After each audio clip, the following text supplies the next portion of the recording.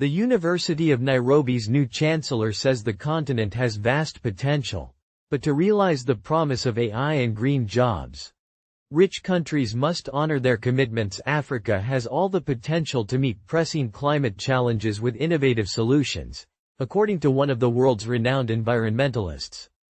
With its vast natural capital and youthful population, this is Africa's century, according to Professor Patrick Verkooijen, Chief Executive of the Global Center on Adaptation, GCA, and the new Chancellor of the University of Nairobi. But Verkooijen emphasizes that support and investment from the Global North is essential, highlighting that 65% of the world's uncultivated land is in Africa, a continent with immense promise in its population, set to make up 1 in 4 people globally by 2050. He described a train wreck scenario for the entire Global South if promises made by the Global North were not fulfilled before the COP30 summit in Brazil in November 2025. Verkooijen says global climate finance for adaptation was supposed to double by 2025 but is instead declining, jeopardizing the UN's Sustainable Development Goals and threatening investment already made in resilience solutions.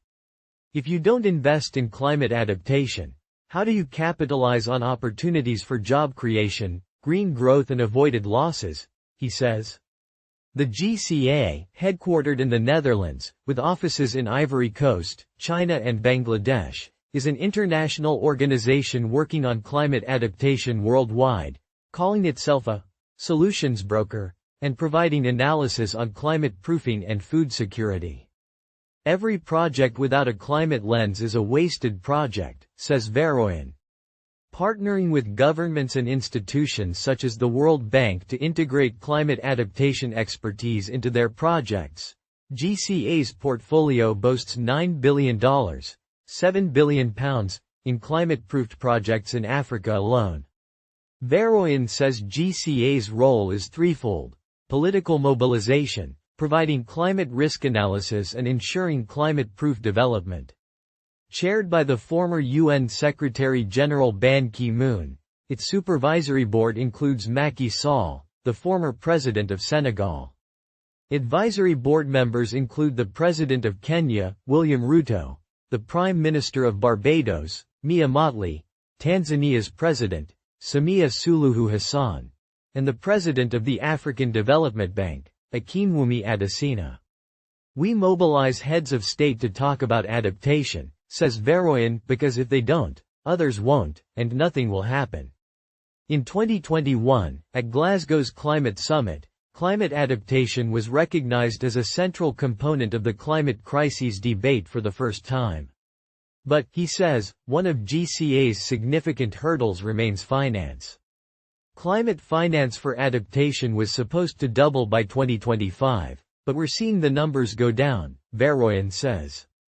The reality is national governments in sub-Saharan Africa do their part. They pay twice as much on adaptation than they receive in bilateral aid.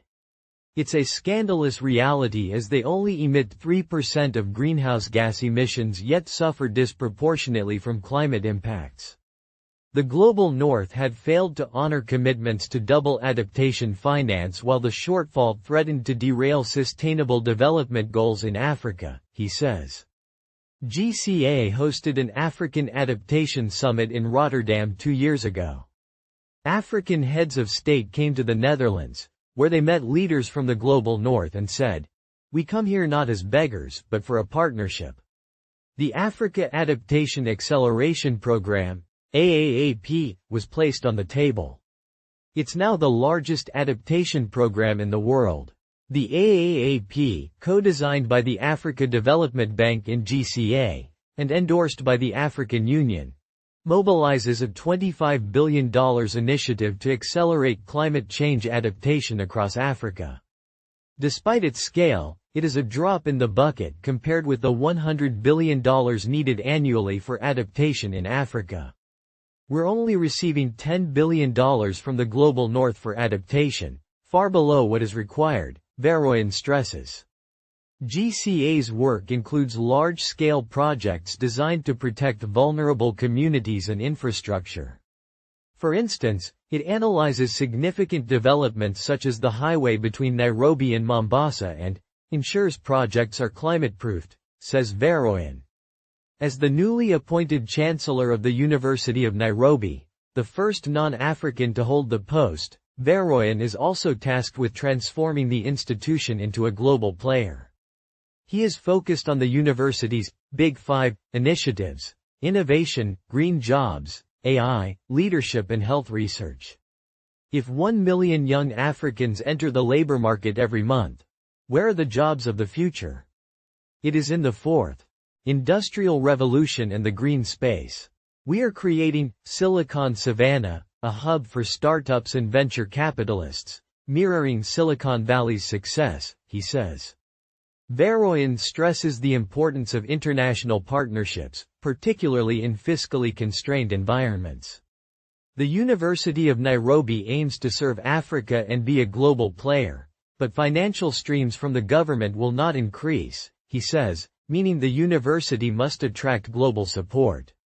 He considers his role a transmission belt for harnessing international collaboration. Looking towards November's COP30, he says the stakes are high.